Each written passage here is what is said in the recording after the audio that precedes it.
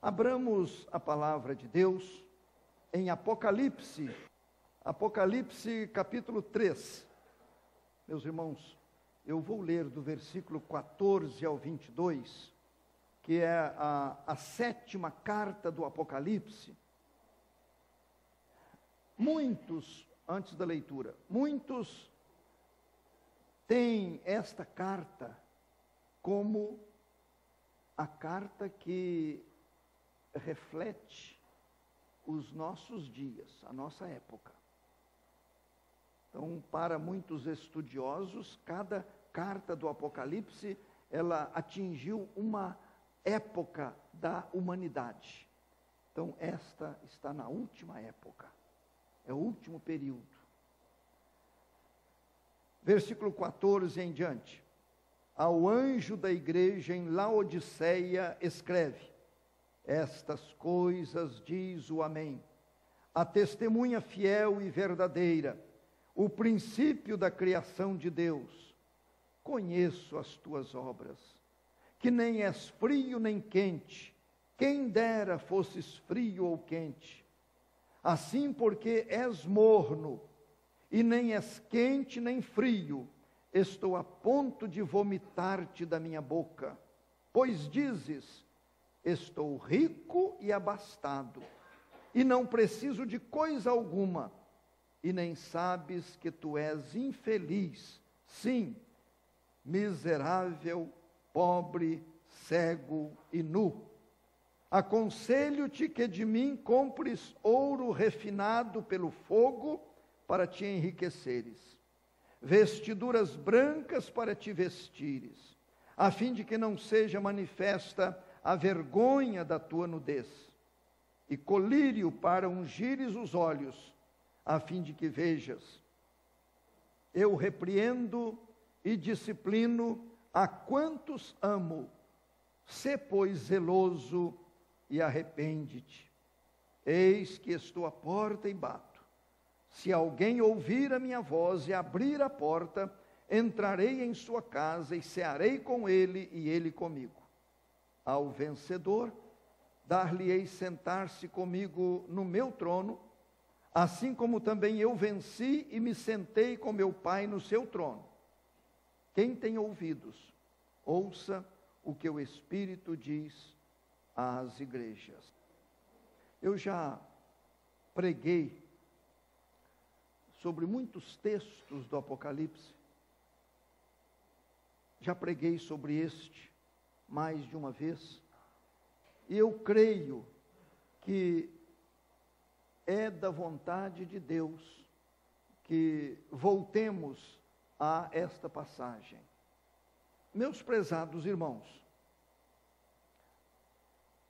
o Senhor Jesus, na revelação que Ele fez a João, que estava na ilha de Pátimos, na época, lugar para onde eram mandados os piores elementos,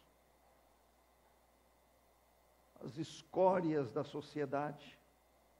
João, por ser de Deus, por ser um servo de Jesus, foi banido para a ilha de Pátimos. E lá foi que ele recebeu a revelação do Apocalipse. E Jesus, quem deu a revelação, ordenou que ele enviasse para 7 igrejas da Ásia Menor. E esta carta, à igreja da cidade de Laodiceia, os irmãos podem observar que nesta carta não há nenhum elogio. Nas outras temos. Nesta última carta não há elogio. Jesus não fez nenhum elogio aos cristãos desta cidade, e, se estiverem certos os estudiosos, desta época. Laodiceia foi uma das maiores cidades da época, muito rica, muito importante. Dizem que ela era extremamente rica. Cidade de Laodiceia, que recebeu, os cristãos lá receberam esta carta. Na época havia muitos teatros, muitos divertimentos, recursos, lugares para diversões. Havia uma famosíssima escola de medicina. Naquela escola fabricava-se um colírio muito importante e também uma pomada para os ouvidos. Estou salientando isto porque ele faz menção, como os irmãos puderam perceber. Voltem um pouquinho aí em Colossenses, deixem marcado aí o texto de Filipenses. Colossenses capítulo 2, só a título de curiosidade. Colossenses 2. Olhem bem, Paulo escreveu no versículo 1 isto: gostaria, pois, que soubesseis quão grande luta venho mantendo por vós aí os colossenses, pelos laodicenses e por quantos não me viram face a face. Estão vendo aí? Os laodicenses, esses de Laodiceia. Paulo disse que ele vinha mantendo grande luta em oração. Ele não dá pormenores aqui, mas havia uma luta muito grande no espírito de Paulo, lutando em oração com o Senhor Deus a favor daqueles que estavam em Laodiceia. Estou citando isso só para os irmãos notarem que este povo recebeu uma atenção especial, principalmente do Senhor Jesus Cristo.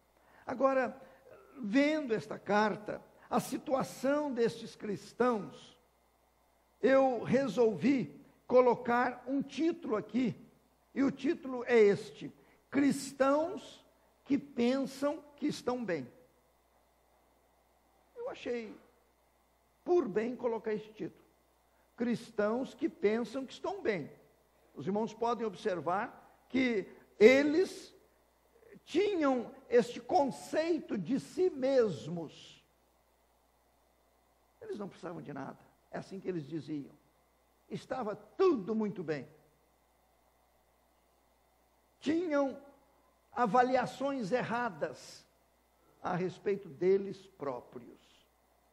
E eu quero ver com os irmãos algumas coisas muitíssimo sérias. A primeira delas,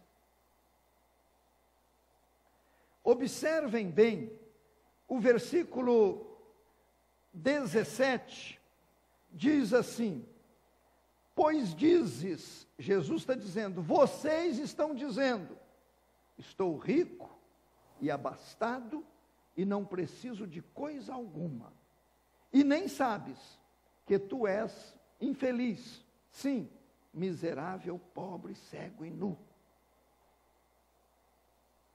Separem esta palavra, miserável. Jesus os chamou de miseráveis. Aqui está no singular, porque Jesus estava se dirigindo ao pastor daquela igreja. Nem sabe que tu és, sim, miserável.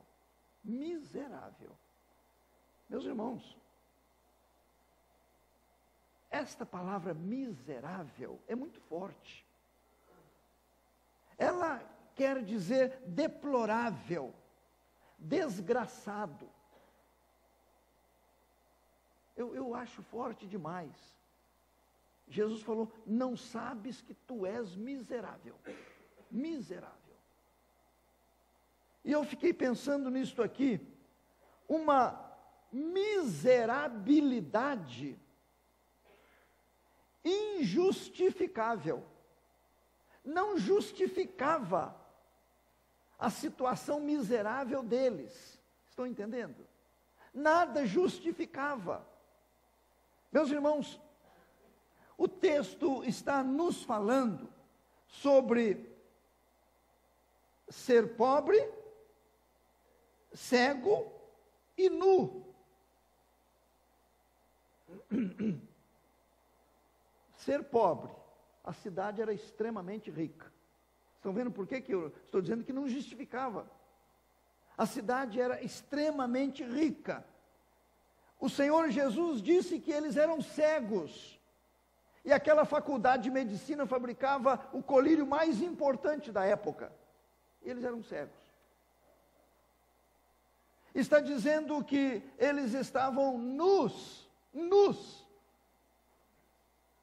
Naquela cidade havia uma indústria muito famosa de lã acetinada, coisa que dificilmente era encontrada em outro lugar, e vários povos dependiam daquela indústria. Não é curioso isto? Jesus dizendo: vocês são pobres, há tanta riqueza aí, vocês são pobres, vocês são cegos numa cidade onde tem um medicamento adequado para problemas de vista. Vocês estão nus numa cidade onde existe uma fabricação importantíssima de roupa, de lã. Agora eu quero trazer isto para a nossa vida espiritual. Não estou pensando em cegueira física, não estou pensando em nudez do corpo, não estou pensando em pobreza no sentido de situação socioeconômica. Meus prezados irmãos, eu estou dizendo que esta situação miserável deles era injustificável. Agora, pensando na nossa situação de cristãos que pensam que estão bem, não reconhecem que não estão nada bem, não admitem isto. Quando fala de pobreza, meus irmãos, deixemos de lado a parte material.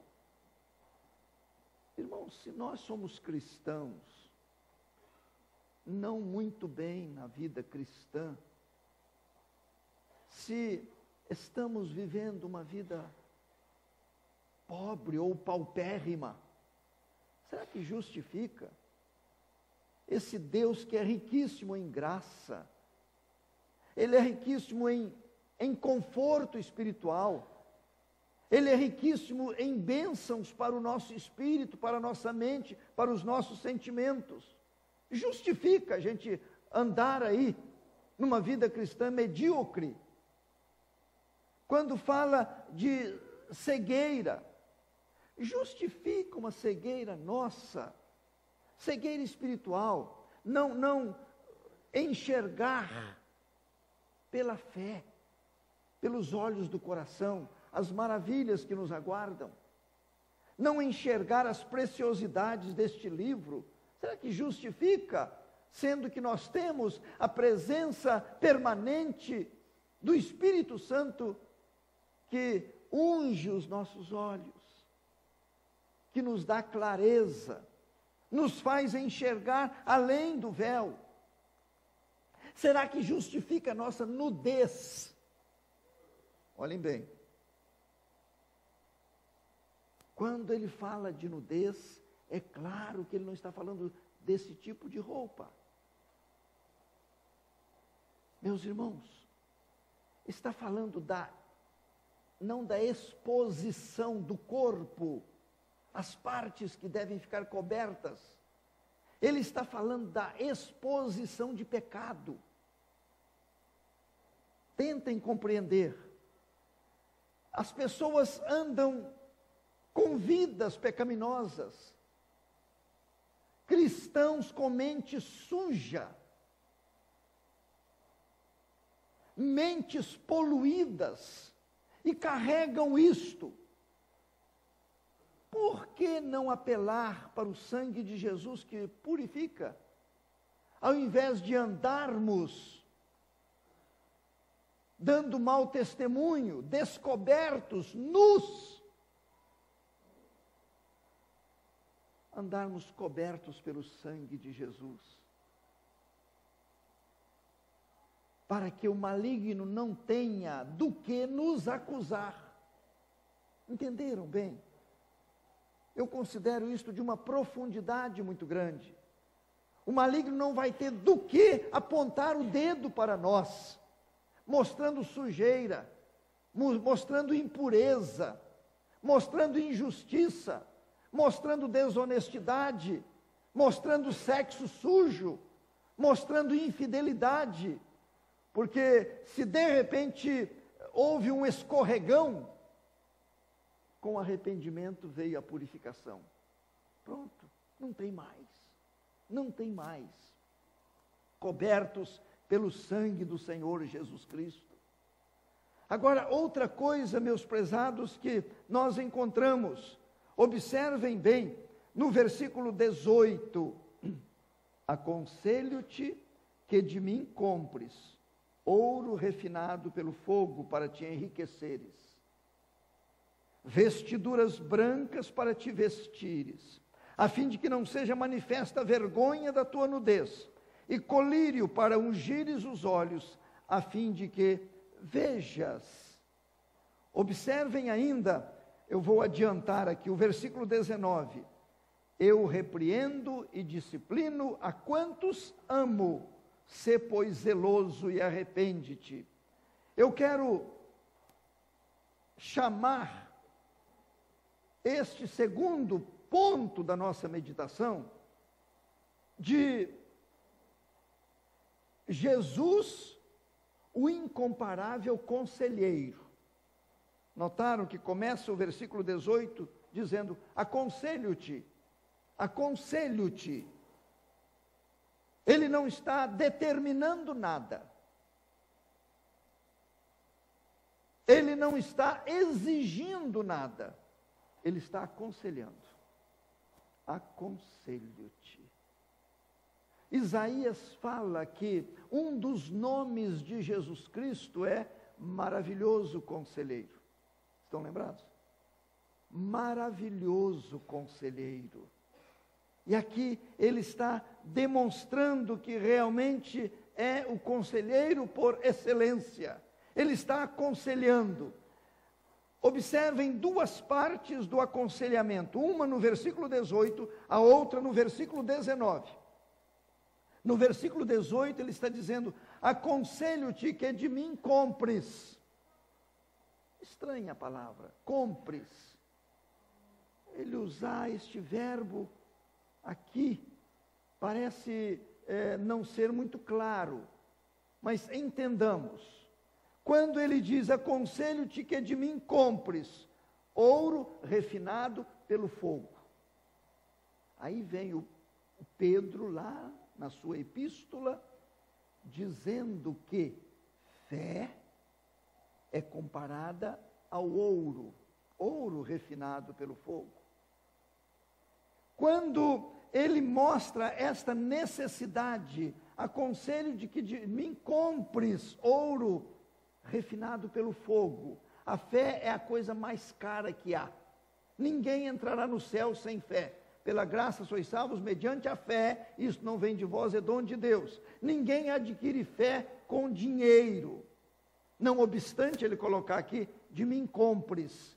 Eu entendo que ele usa esta expressão, de mim compres, é porque a pessoa precisa dedicar tempo, dispor de tempo para se encher de fé. Ninguém consegue fé se não dedicar tempo à Bíblia. Ninguém consegue fé, esta fé genuína, este ouro refinado, se não separar tempo para a oração, para a Bíblia, para a igreja, para as coisas espirituais. Então há necessidade dessa disposição, deste interesse, que é chamado aqui como um pagamento, um preço. A pessoa, para crescer na vida espiritual, ela paga um preço. Agora, meus irmãos, ele fala: de mim compres ouro refinado pelo fogo, para te enriqueceres. Os ricos não são os que têm grandes movimentos bancários, grandes participações em bolsas de valores, grandes imóveis. Os ricos são aqueles que recebem de Deus as preciosidades do alto céu. Esses são ricos. Depois ele diz: vestiduras brancas para te vestires. Nós falamos agora há pouco a respeito do poder purificador do sangue de Jesus Cristo. A coisa mais cara que existe, mais preciosa, é o perdão de Deus, mediante uma confissão de pecados, mediante um reconhecimento de culpa, mediante um arrependimento sincero. Perdão de Deus. E ele ainda diz mais, quando ele fala no versículo 8, a fim de que não seja manifesta a vergonha da tua nudez, eu fico pensando, irmãos, quantos aqui, de vez em quando, vem à lembrança coisas tão feias que fizeram, pecados que causaram vexame, pecados que trouxeram consequências graves. Quando vem a lembrança, maltrata. Nós oramos: Deus, eu já não devo mais, eu já fui perdoado. Só de lembrar, eu me sinto mal. Os irmãos, eu tenho absoluta certeza que passam por isso. Eu não estou deduzindo. Passam. Tem dia que vem inesperadamente, coisas antigas. Agora, meus prezados irmãos, quando ele diz, a fim de que não seja manifesta a vergonha da tua nudez,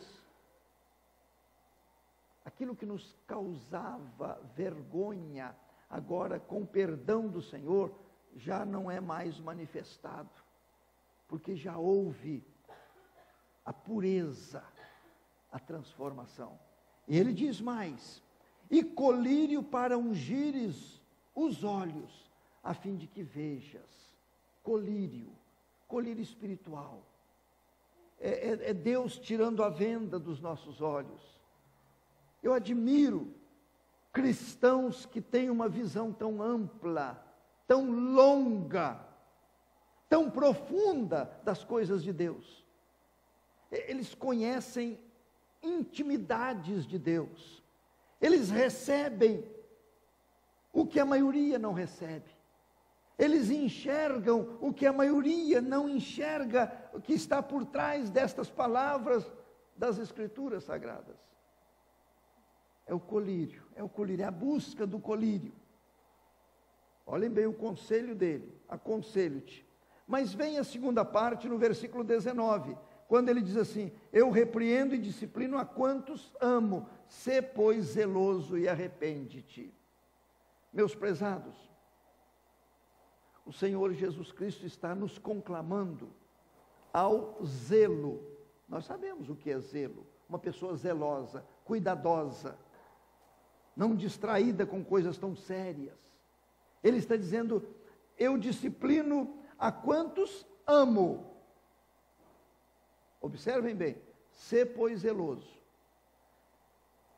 Eu ligo isto aí, dizendo, eu preciso zelar do amor que Deus tem por mim. Entenderam bem? Eu estou consciente de que Ele me ama. E eu preciso zelar deste amor na minha vida, porque Ele é o grande sustentáculo da minha carreira cristã. Eu tenho zelo deste amor. Eu não quero ferir este amor. Eu não quero maltratar este amor. Eu não quero macular este amor. É isto que o Senhor Jesus Cristo está me fazendo enxergar neste versículo. Eu repreendo e disciplino a quantos amo. Sê pois zeloso. Sê pois zeloso. Meus prezados irmãos, é conselho que Ele dá a mim, dá a cada um de nós. Ele é o conselheiro por excelência. Estão observando? a nossa miserabilidade não pode ser justificada. E o Senhor Jesus Cristo está nos aconselhando desta maneira. Nós somos zelosos, muitos de nós, né? Com a saúde, com o emprego, com a família, com a casa, com os nossos compromissos. Por que não sermos zelosos do amor de Deus em Cristo Jesus? E meus irmãos, ainda outra coisa. Observe o versículo 20. Jesus está dizendo: eis que estou à porta e bato. Se alguém ouvir a minha voz e abrir a porta, entrarei em sua casa, cearei com ele e ele comigo. É um versículo muito usado para evangelização. Mas eu não quero usá-lo agora no sentido evangelístico, já que esta carta está sendo endereçada a cristãos, e eu disse no início sobre o tema, cristãos que pensam que estão bem, são cristãos, não estão bem e acham que estão. Agora, eu vendo este versículo, eu quero dizer aos irmãos que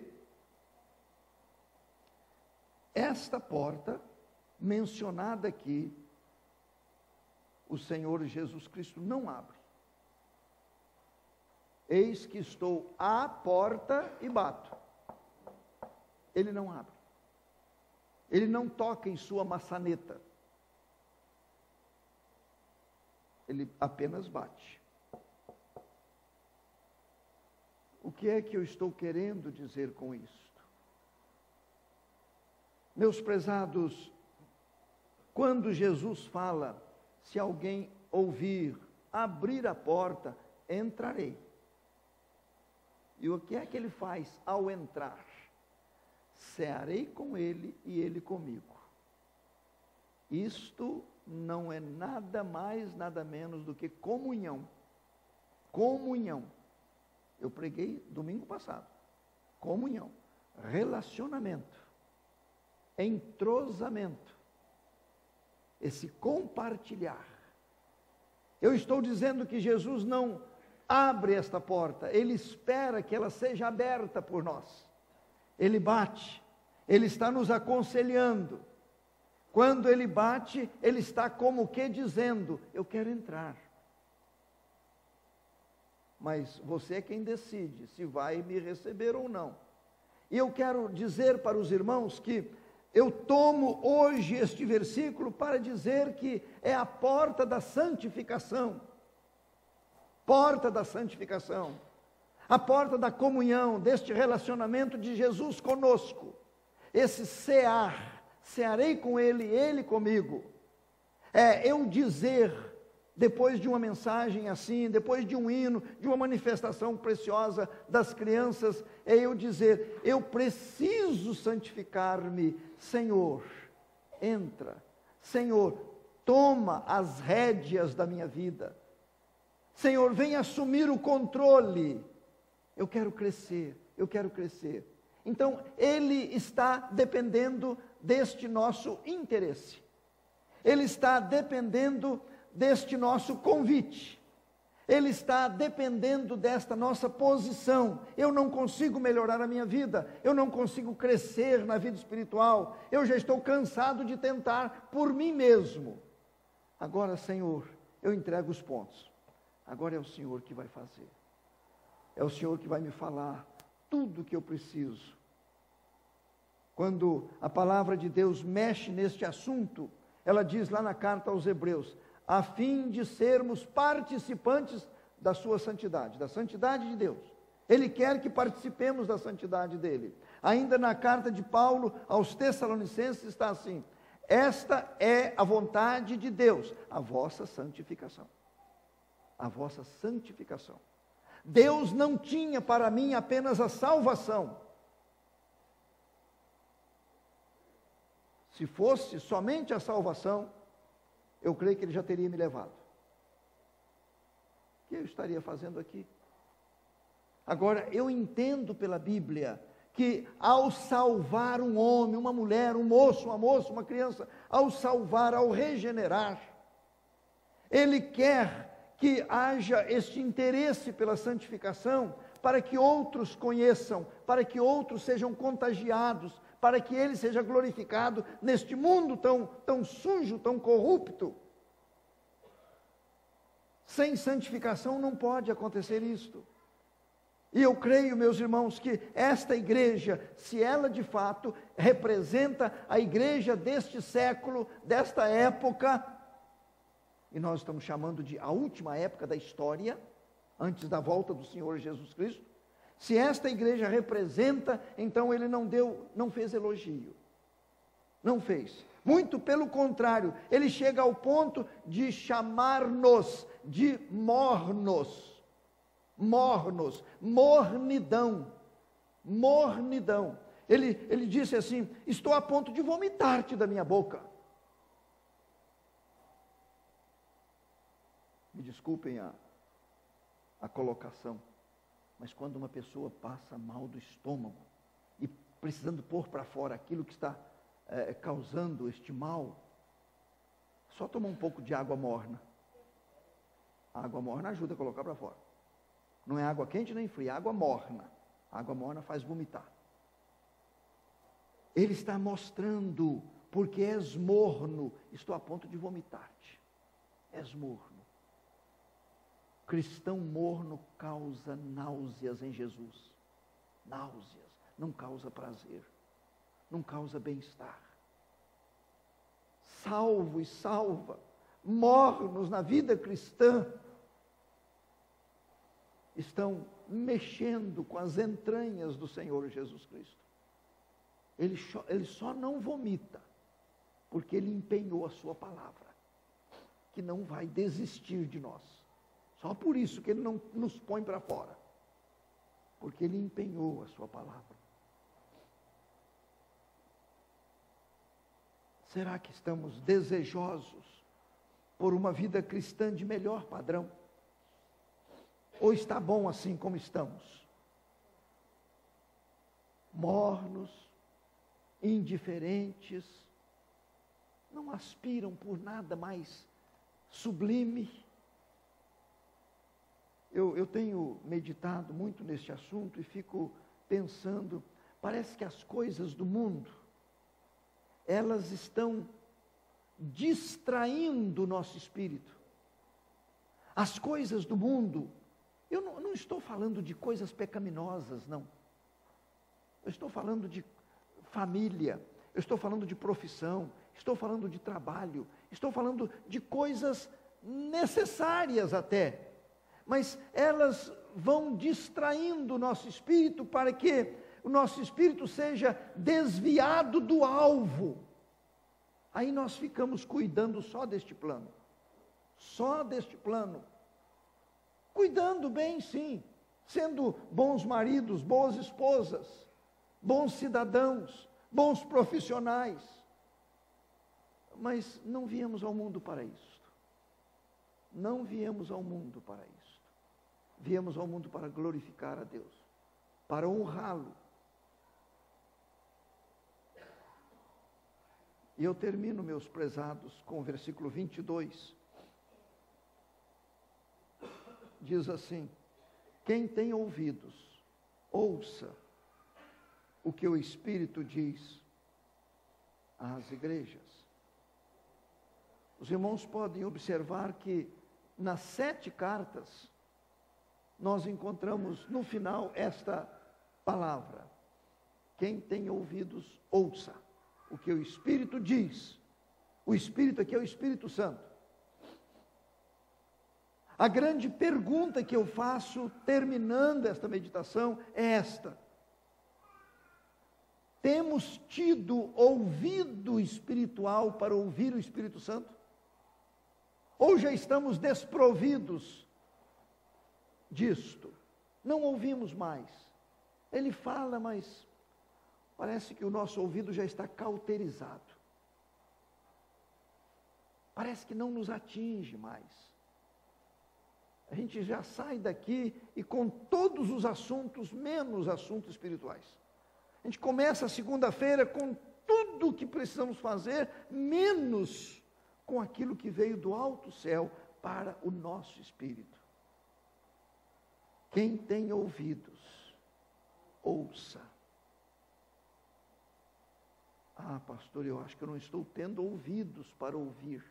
Ah, então, nesta noite, fale em oração aí. Fala, Deus, eu perdi esta capacidade auditiva de ouvir o Espírito Santo. Eu perdi.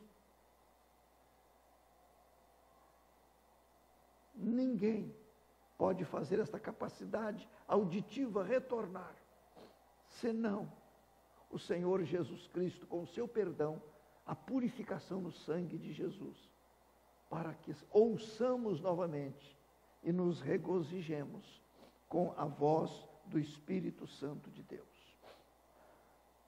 Cristãos que pensam que estão bem,